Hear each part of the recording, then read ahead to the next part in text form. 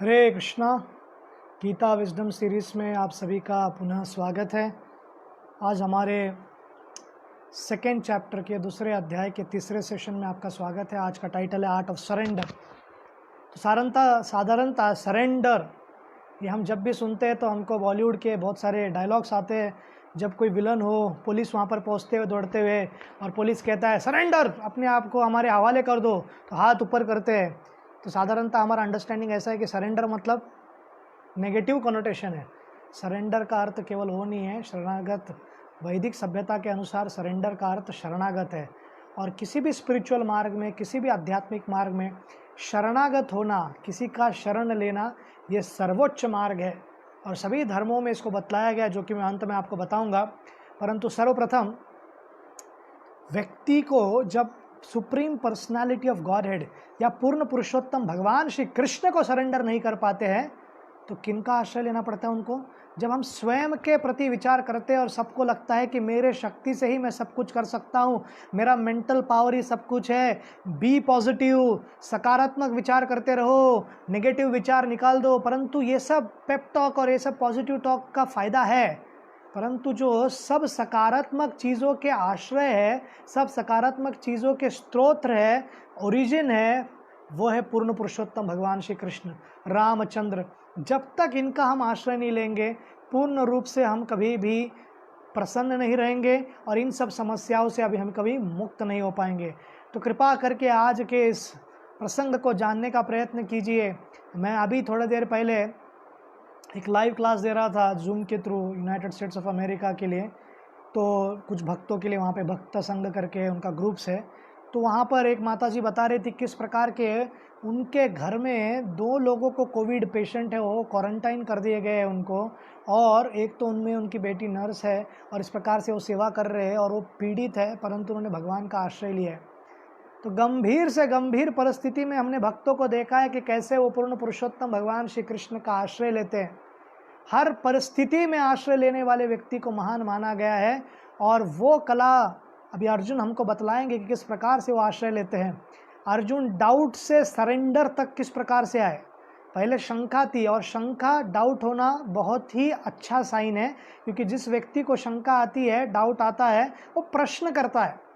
और हमारे क्लासेस में भी जब हम स्कूल में पढ़ा करते थे तो अधिकतर बार किसी बच्चा होशियार है या नहीं, विद्वान है या नहीं, कैसे जज करती थी टीचर, ये प्रश्न कितना पूछता है। तो कुछ लड़के लड़कियों को इम्प्रेस करने के लिए हाथ उठा लेते थे, madam I have a question, और जैसे उसको खड़ा कर देते थे तो उसको प्रश्न नहीं आता था। या बहुत बार उत्तर देने को भी पूछा जाए तो बहुत लोगों को लगता था कि मैं उत्तर दूंगा तो उत्तम है, पर वो फिर उत्तर भी ठीक से नहीं दे पाते थे। तो हम देखते हैं कि हर परिस्थिति में व्यक्ति इस जगत में एक सोशल मिरर क्रिएट करने का प्रयत्न कर रहा है। ये मीडिया इंडस्ट्री ने, खास करके टिकटॉक, और ये अभी हम भी सोशल मीडिया का उपयोग कर रहे हैं, परंतु सोशल मीडिया फैमिली के लिए रिप्लेसमेंट नहीं है। जो रेसिप्रोकेशन आप पर्सनल लेवल पे कर सकते हो संबंधियों के साथ, उसका कोई रिप्लेसमेंट नहीं है। ये पैंडमिक सिचुएशंस में क्लासेस देनी है, ये सब करना है, तो हमको ऐसा कॉन्वर्सेशन करना है पड़ रहा है। परंतु जो पर्सनल डीलिंग है वो अगर हम भूल गए तो आज जो बॉलीवुड के सबसे उभरते सितारे हैं सुशांत सिंह राजपूत, जिस प्रकार से अपना डिप्रेशन में आके अपने देह को त्याग किया, हम ये नहीं कि उनको केस स्टडी बनाने का प्रयत्न कर रहे हैं, हम केवल और केवल ये बताने का प्रयत्न कर रहे हैं आप सबको, हर एक व्यक्ति इस परिस्थिति से जाएंगे। वो परिस्थिति जाने के बाद उस व्यक्ति को पता होना चाहिए कि वो क्या करना है। और छठे श्लोक के अंत में जिस प्रकार से पूर्ण रूप से चकित हो जाते हैं, आश्चर्यचकित हो जाते हैं अर्जुन, और उनको समझ नहीं आ रहा है कि क्या करना है, कैसे करना है, अब मैं आगे क्या करूं।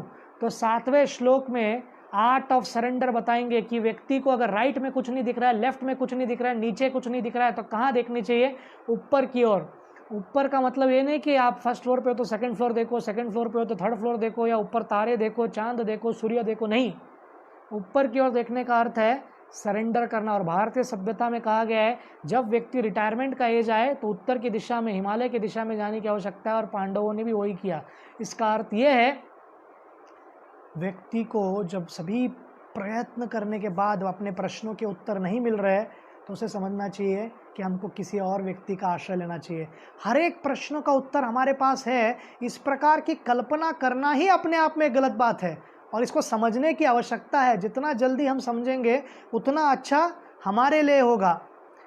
And we have to ask questions ourselves. Are we strong enough to admit that we are not strong enough? हमको एडमिट करना होगा कि हम इतने शक्तिशाली है क्या, कि ये मान ले कि हम इतने शक्तिशाली नहीं है. उसके लिए नम्रता लगता है, उसके लिए ह्यूमिलिटी लगता है. मानव का साइंस टेक्नोलॉजी वेपन के सेक्शन में हो, अन्य क्षेत्रों में हो, रोबोटिक सेक्शन में हो, या एरोस्पेस के सेक्शन में हो, या अंतरिक्ष में जाने का मार्ग पर हो, इसमें इतना विकास कर लिया, मानव को लगने लगा कि मैं कुछ भी कर सकता हूँ, कैसे भी कर सकता हूँ, कुछ नहीं होगा मेरा, हमारे पास सब समस्या का समाधान है. वो देश जिसके कारण पूरी दुनिया लॉकडाउन में है, बीजिंग का एक मार्केट उन्होंने खोल दिया जहाँ पर होलसेल उनको एक प्राणी का मटन मिल रहा था, वहाँ से और कोविड 1200 लोग को हो गया, 1400 लोग को हो गया, और वो स्प्रेड हो रहा है, और उनको अभी क्वारंटाइन करने का प्रयत्न कर रहा है. आर्मी ने टेक ओवर कर दिया बीजिंग को.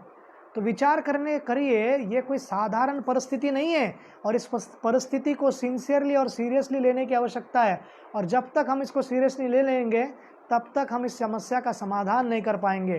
तो अर्जुन जानते हैं परिस्थिति कितना गंभीर है, और उसी प्रकार से वो आश्रय लेते हैं कृष्ण का. और 7वें श्लोक में वर्णन है, कार्पण्य दोष उपहत स्वभाव पृच्छामि त्वं धर्म समूढ़ चेतः यश्रेयशानि निष्ठितं ब्रूहि तन्मे शिष्यस्तेहं शादिमं तं प्रपन्नम. वो कह रहे हैं कि कार्पण्य दोष उपहत स्वभाव. तो श्रील प्रभुपाद इस कार्पण्य शब्द का ट्रांसलेशन वो देते हैं माइजरली वीकनेस. माइजरली वीकनेस मतलब क्या है कि दो प्रकार के लोग होते हैं, एक कृपण और एक ब्राह्मण. ब्राह्मण का अर्थ है जिस व्यक्ति के पास ज्ञान है और दूसरों को ज्ञान देते हैं. कृपण का अर्थ है जिस व्यक्ति के पास ज्ञान है पर वो किसी को बांटता नहीं है. इसलिए हम सबको ये सदैव याद रखने की आवश्यकता है कि ब्राह्मण कोई जन्म से नहीं होता है, वो व्यक्ति जिसके गुण हो उस, और इसलिए बर्थ इंपॉर्टेंट है बट ऑल इम्पॉर्टेंट नहीं है, ये समझने की आवश्यकता है. और जब तक इस बात को हम समझेंगे नहीं, हम ठीक प्रकार से इसमें अर्थ निकाल नहीं पाएंगे. ट्रेडिशनली जो भी ब्राह्मण्स हैं उन सबका रिस्पेक्ट है और वो अच्छा कार्य करते हैं पूरे भारतवर्ष में. परंतु केवल मैं जन्म ले लिया और मैं नेचुरली क्वालिफाई हो गया, ऐसा नहीं है. अगर तेंदुलकर के घर में अर्जुन तेंदुलकर ने जन्म लिया है तो नेचुरली वो इंडियन क्रिकेट टीम में सेलेक्ट हो जाएगा, ऐसा कुछ नहीं है. किसी भी परिस्थिति में कभी भी उस व्यक्ति को उस प्रकार से कार्य करना होगा. और जब तक वो क्वालिफाई नहीं होते उस परिस्थिति में और वो अपने आप को प्रूव नहीं करते हैं, तब तक उनको कोई मानेगा नहीं कि आप इस प्रकार से अपने पिताजी की तरह इतने महान हो. परंतु हेड स्टार्ट मिलता है. अभी वो तेंदुलकर के घर में जन्मा है तो क्रिकेट का नॉलेज होगा, डॉक्टर के घर में जन्मे लेंगे तो डॉक्टर का कुछ ना कुछ पता चलेगा. और हम सब बहुत देखते हैं, बहुत सारे फैमिलीज में डॉक्टर्स होते हैं, पिता डॉक्टर, माता डॉक्टर, बहू डॉक्टर, पुत्र डॉक्टर, पोते डॉक्टर, फिर वो हॉस्पिटल खोलते हैं. तो नेचुरली एक हेड स्टार्ट मिलता है, परंतु कुछ कंपल्सरी रूल नहीं है. विश्वामित्र क्षत्रिय थे, अपना लाइफ परफेक्ट करके ब्रह्म ऋषि हुए. कार्पण्य दोष उपहत स्वभाव, तो उनके अंदर एक काइंड ऑफ माइजरली वीकनेस है. और वो पहले अभी थोड़े देर पहले चैप्टर में दुर्बल्यम, वो जो शुद्रम हृदय दौर्बल्यम अर्थात वीकनेस ऑफ हार्ट उसको प्रतीक करते हैं. वैसे सिमिलर वर्ड है कार्पण्य दोष उपहत स्वभाव. तो इनका ये उपहत जो स्वभाव है, जो वीक माइंडेडनेस हो गए, इसके ऊपर मैं कैसे विजय प्राप्त करूँ, वो कृष्ण को कह रहे, पृच्छामि त्वाम धर्म समूढ़ चेत, मुझे कृपा करके इससे बाहर निकालने के लिए मदद कीजिए.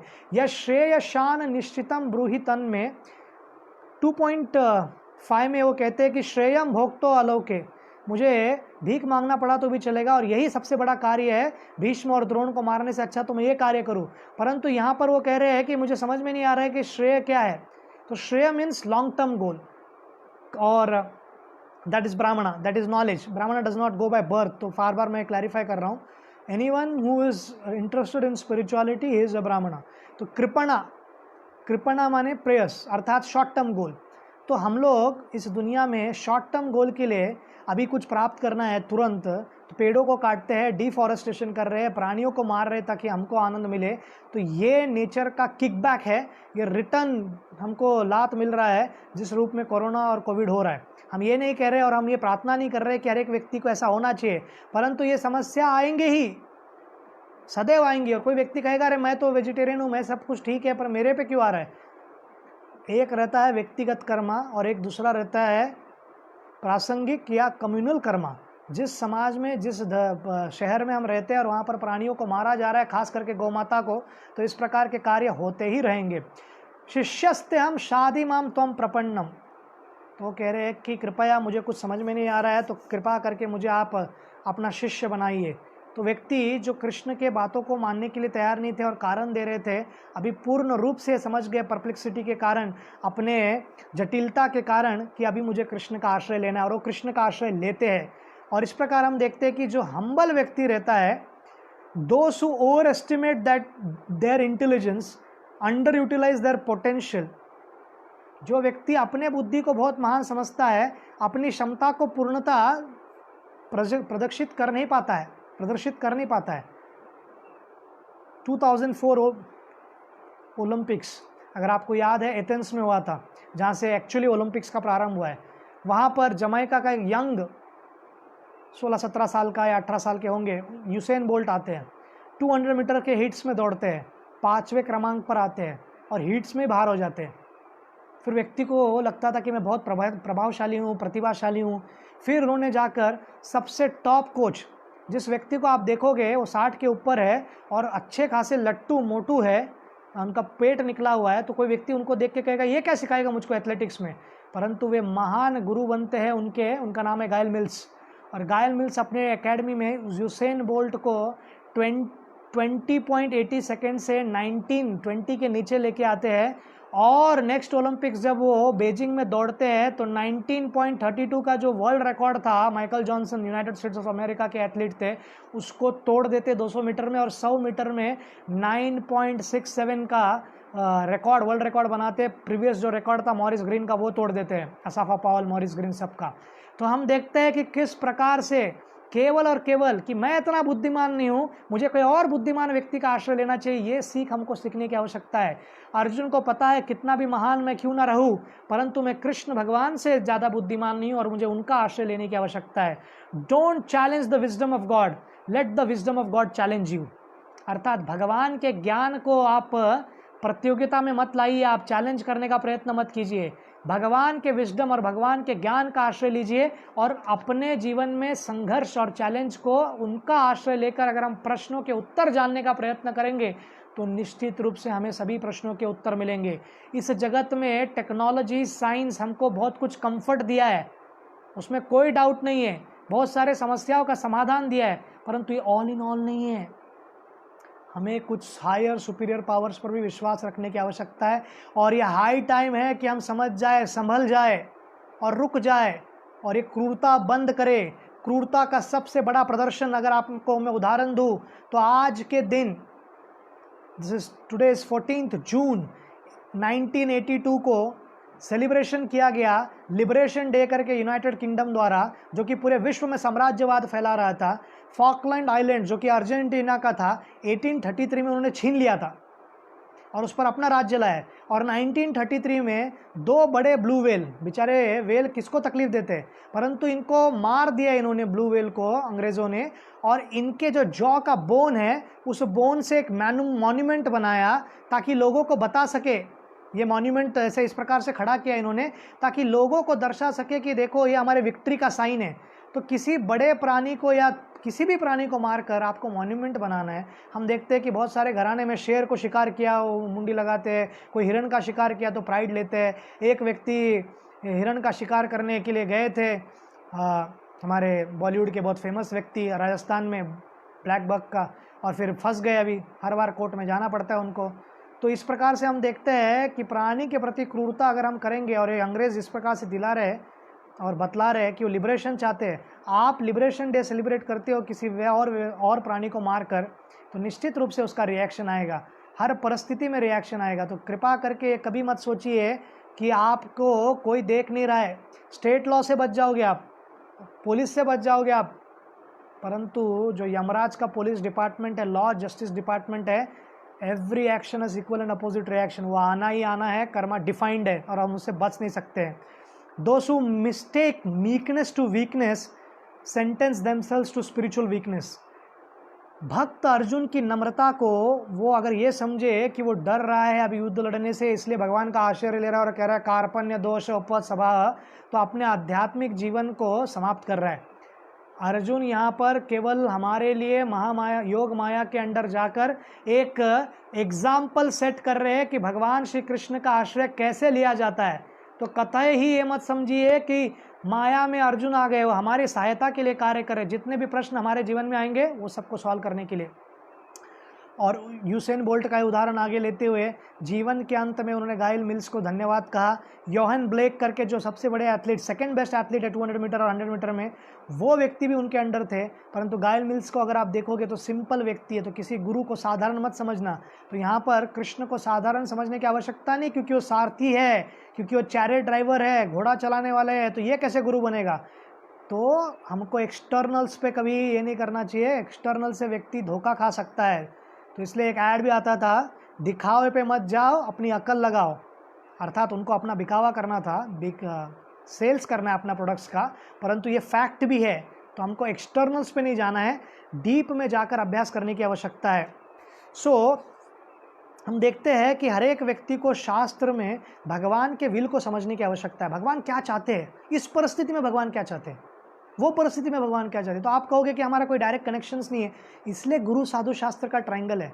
गुरुजन जो कह रहे हैं अभी, और गुरु मतलब हैवी मतलब not with weight, he can be, but केवल वेट से नहीं। गुरु हैवी का अर्थ है जो शास्त्र में कॉम्प्रोमाइज़ नहीं करते, जो ऐसा टॉक नहीं देंगे जिससे कि सबको अच्छा लगे, गुड़ी लगे।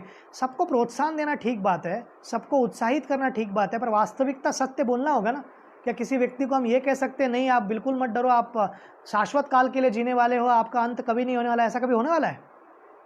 हर एक व्यक्ति का कभी ना कभी दी एंड है। हर व्यक्ति यहाँ पर, कोई भी व्यक्ति क्यों ना हो, राजा क्यों ना हो और बेगर क्यों ना हो, जिसको खाने के भी शाम को मिलेगा या नहीं पता नहीं, एक्सपायरी डेट के साथ आया है। और हम कहते भी कि एक्सपायर हो गए, देहांत हो गया, उनका दिवंग हो गए हो। वो किस लिए कहा जाता है? क्योंकि हर एक व्यक्ति का अंत निश्चित है।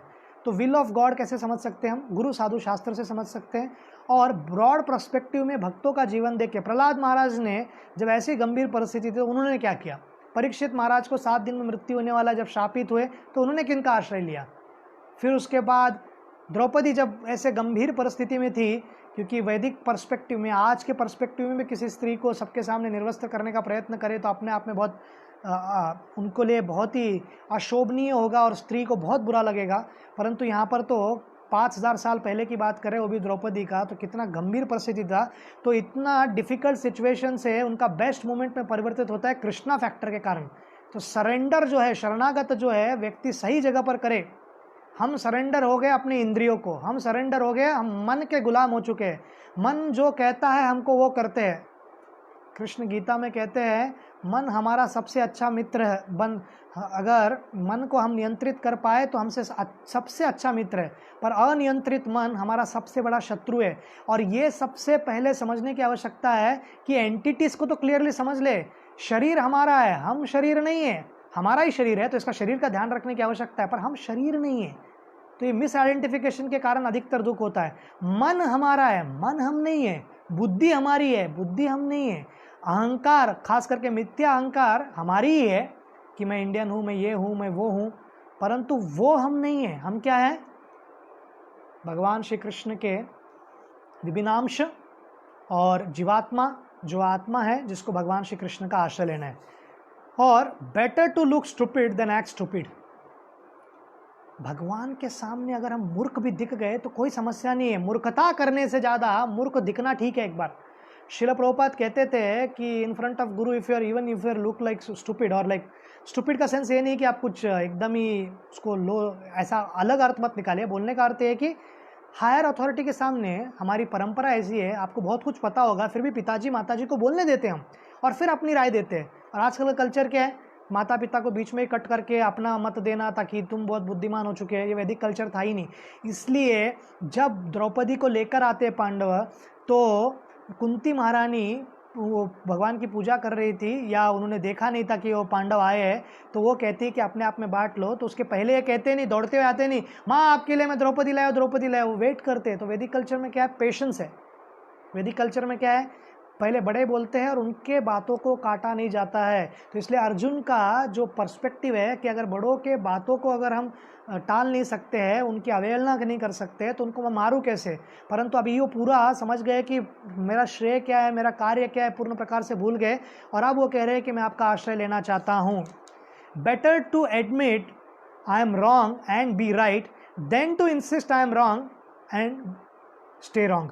अर्थात मैं गलत हूँ ये मान लेना, मुझसे गलतियाँ होती है मान लेना, और सही रास्ते पर जाना ये सर्वोत्तम हमेशा अच्छा है कि सदैव स्वयं को समझना कोट अनकोट कि मैं हमेशा सही हूँ, मेरे से गलतियाँ कर बैठना।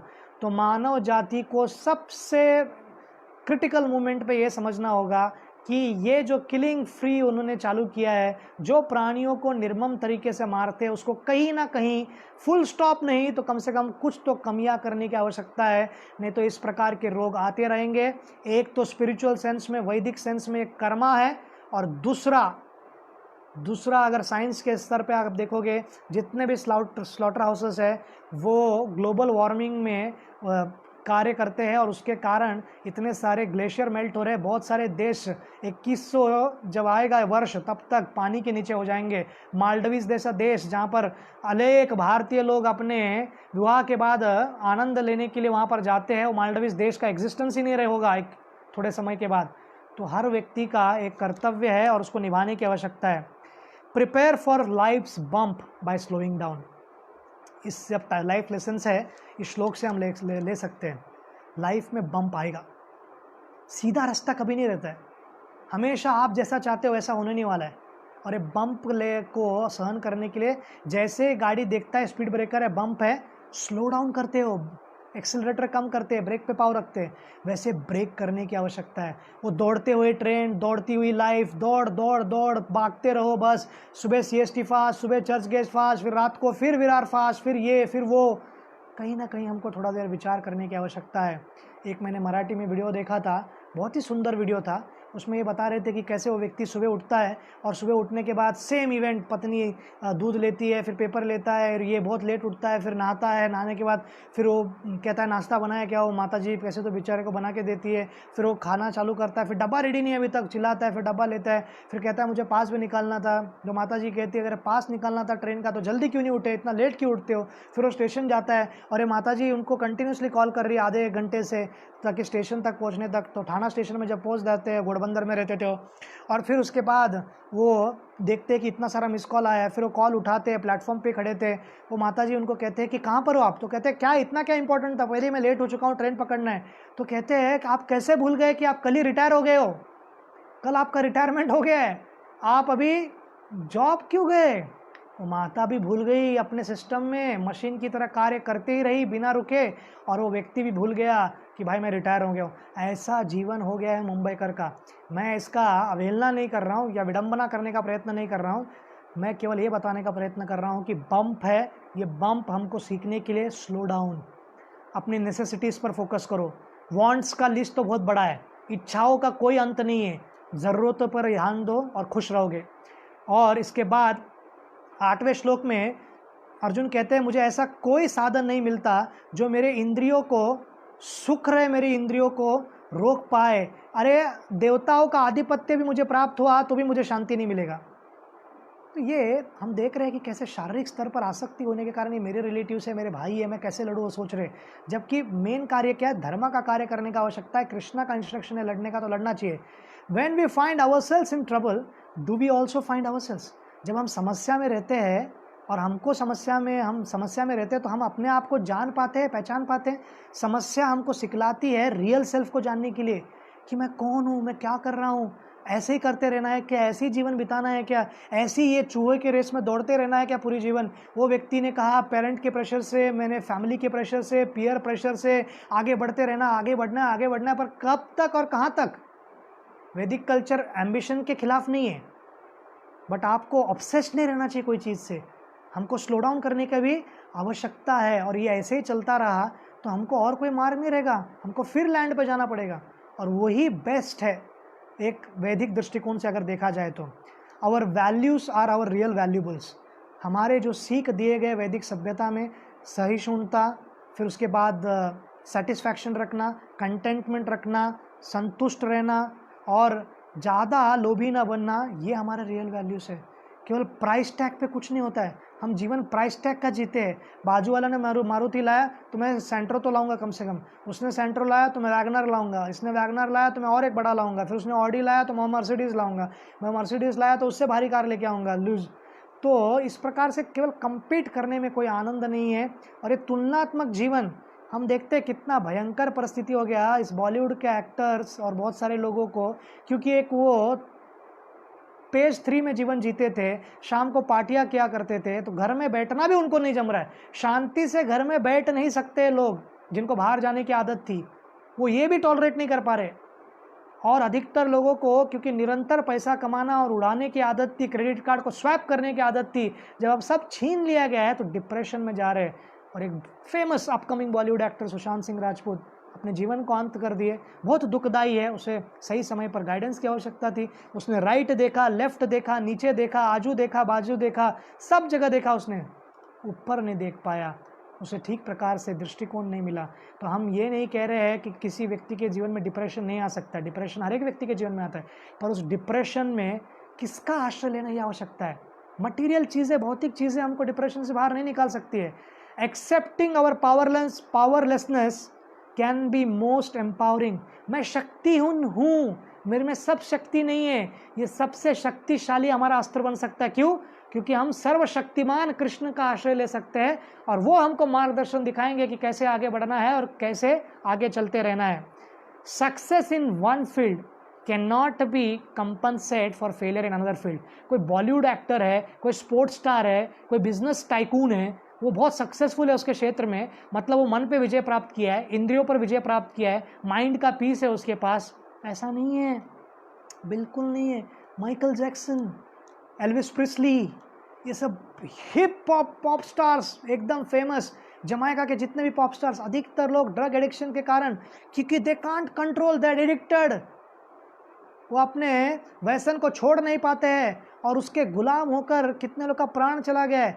फुटबॉल के जगत के सबसे प्रतिभाशाली खिलाड़ी डिएगो मैराडोना अर्जेंटीना के, कितने बार पकड़े गए ड्रग्स के कारण, कितने बार। तो ये व्यक्ति हमको समझने की आवश्यकता है कि एक फील्ड में अगर आप बहुत शक्तिमान हो, हर फील्ड में आप शक्तिमान नहीं हो। आप वो फील्ड के महारथी हो, आपको अप्रिसिएशन है, पर कभी कभी आपको ये भी समझने की आवश्यकता है, जब रियल सेल्फ की बात आएगी, आत्मीयता की बात आएगी, और आत्मा को संतुष्टि और आनंद का बात आएगा, आपको कृष्ण का आश्रय लेने की आवश्यकता है। The richness of life is more important than riches of life. जीवन हमारा समृद्धशाली होना चाहिए, ना कि बहुत समृद्धि बनने का प्रयत्न करना चाहिए। समृद्ध व्यक्ति का गुण होना चाहिए, उसका व्यवहार होना चाहिए, और उस प्रकार खुद भी आनंदित रहेगा और दूसरों को भी आनंद देगा। और उसका मार्ग है सेवा भाव। सेवा भाव, पेड़ के मूल कृष्ण की सेवा करते हुए सबके प्रति, समाज के प्रति सेवा करने का भाव रखना। The human spirit is too big to stay satisfied within any material cage, however grand the cage may be. मानव का जो इच्छा है, कितना भी अच्छा आप क्यों ना पिंजरा बना लो, एक बूढ़ी माता थी, वो अच्छे तोते को लाती है और उस तोते को एक सोने के पिंजरे में रखती है, सुबह शाम पॉलिश करती है। 6 दिन के बाद तोता पहला उनके वर्ड्स को रिपीट करता है, सब कुछ होता है, 6 दिन के बाद आवाज़ बंद हो जाता है। होता क्या है, वो केवल पिंजरे को पॉलिश करते रह जाती है, अंदर जो तोता है उसको भूल जाती है, पैरेट को। उसी प्रकार शरीर को पॉलिश करते रहना, केवल बॉडी कॉन्शियस रहना और केवल ये विचार करना कि मैं कैसे दिख रहा हूँ, मैं कितना फिट हूँ, सोशली मैं कितना अच्छा हूँ, मुझे लोग देखते हैं क्या अप्रिशिएट। अधिकतर लोगों को जब तक बाजू वाला व्यक्ति अप्रिशिएट ना करे तो उनको संतुष्टि नहीं मिलता है, आनंद ही नहीं मिलता है। तो ये प्रकार का जीवन हम जब जीते हैं, दूसरों के क्रेडिट पर हम जिएंगे, तो ऐसे फिर जब ऐसा हम जीवन जब जी रहे हैं दूसरों के आधार पर, तो निश्चित रूप से इस प्रकार के डिप्रेशन होना और ये कार्य होना स्वाभाविक ढंग से होगा। तो मानव को किसी भी पिंजरे में बंद नहीं कर सकते, अर्थात उसकी जो इच्छा है भक्ति प्राप्त करना, उससे हम उसको ज़्यादा देर तक दूर नहीं रख सकते। 90वें श्लोक में संजय बतलाते हैं धृतराष्ट्र को, कॉन्वर्सेशन हमेशा संजय धृतराष्ट्र के बीच और फिर कृष्ण अर्जुन के बीच स्वैप होता रहता है। एवं युक्ता ऋषिकेशं गुडकेशः परन्तपा न योत्स इति गोविंदम उक्त्वा तुष्णीं भवाभुः। वो जब सफिक्स ऐड किया जाता है अम, ऋषिकेश मतलब उन्होंने ऑलरेडी बोल दिया, ऋषिकेश मतलब बोल रहे हैं। तो इस प्रकार से हम देखते हैं कि दोनों ईश है, ईश माने कंट्रोलर। हम भी कहीं ना कहीं किसी न किसी क्षेत्र में कंट्रोलर है। कुछ नहीं है तो हमारे पास रिमोट कंट्रोल है, हम रिमोट कंट्रोल से टीवी को कंट्रोल करते हैं। सो ये जो कंट्रोलिंग टेंडेंसी है, ये नियंत्रक बनने की जो प्रोपेंसिटी हमारे में, उसके कारण ये सारी समस्याएं हैं कि अब हमारे हाथ में कंट्रोल में नहीं रह रहा है। हमारा आर्थिक परिस्थिति हमारे कंट्रोल में नहीं है कि हम कितने लोगों को बचा पाएंगे कोरोना से वगैरह। तो जब कंट्रोल निकल रहा है तो फिर व्यक्ति लोगों को लग रहा है कि अब क्या करे, कैसे करे। तो सदैव हम नियंत्रक नहीं रह सकते हैं। अर्जुन बहुत बड़ा नियंत्रक था। उर्वशी जब उनको प्रपोज करती है तो उर्वशी जैसे सुंदरी को भी नहीं बोलने का भी कंट्रोल था उनके अंदर, और बहुत सारे शत्रुओं को हराने का भी उनमें क्षमता था, और जो अच्छे लोग हैं उनको न्याय देने का भी क्षमता था। परंतु यहाँ पर उनको पता है कि द सुप्रीम कंट्रोलर, सर्वोत्तम नियंत्रक कौन है? पूर्ण पुरुषोत्तम भगवान श्री कृष्ण, और उनका आश्रय लेते हैं भगवान श्री कृष्ण का। और यहाँ पर क्या कह रहे हैं? गुड़ाकेश परंतपा। अरे रात्रि को जिसने कंट्रोल किया था, रात्रि में भी प्रैक्टिस करते थे वो, दिन में नहीं, रात को भी प्रैक्टिस करते थे आर्चरी का, धनुर्विद्या का। और परंतपा मतलब बहुत बड़े योद्धाओं को उन्होंने हराया है। He was a real fighter. परंतु यहाँ पर वो क्या कह रहे हैं? उक्त्वा मतलब 2 बार रिपीट किया गया है। 4 to 8 श्लोकों में उक्त्वा अर्जुन कह रहे हैं बार बार, और यहाँ पर वो आश्रय लेना चाहते हैं। शिल प्रभुपाद तात्पर्य में बता रहे हैं कि धृतराष्ट्र ये सब सुनने के बाद संजय से बहुत खुश हो रहा है, उसको बहुत आनंद आ रहा है। हाँ, ये गंभीर परिस्थिति अर्जुन का, मतलब ये साधु बन जाएगा, मेरे पुत्र को सब मिल जाएगा, मेरा राज्य मेरे पास। तो धृतराष्ट्र अटैच व्यक्ति, आसक्त व्यक्ति है। मैं आपको यही बतलाने का प्रयत्न कर रहा हूँ, आसक्त मत रहिए परिस्थिति से। जो भी परिस्थिति आ जाए, जो भी सेवा करने को मिल जाए, जो भी जॉब मिल जाए, जिस भी परिस्थिति में हम क्यों ना जाए, don't get so much attach कि ये मेरा पद गया, मेरा पोजीशन गया, मेरे समाज में क्या होगा, मेरी पत्नी क्या कहेगी। अल्टीमेटली ये सब मैटर नहीं करता है। आपका हृदय क्या है, आपका स्वभाव क्या है, और आप अपने निजी लोगों को समय दे पा रहे नहीं दे पा रहे।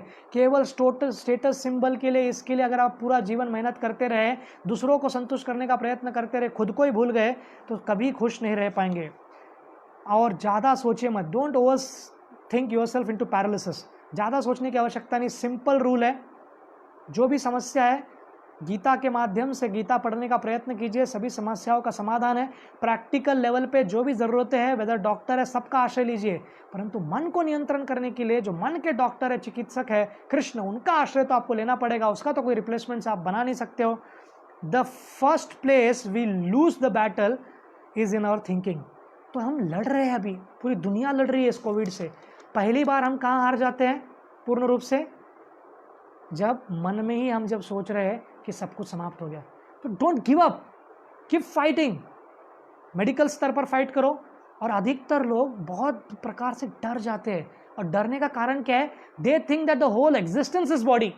यही खत्म हो गया तो मैं क्या करूं, और समझो मैं ठीक भी हो गया तो मैं जॉब कैसे करूंगा, मैं ये कैसे करूंगा, फिर पैसे कैसे।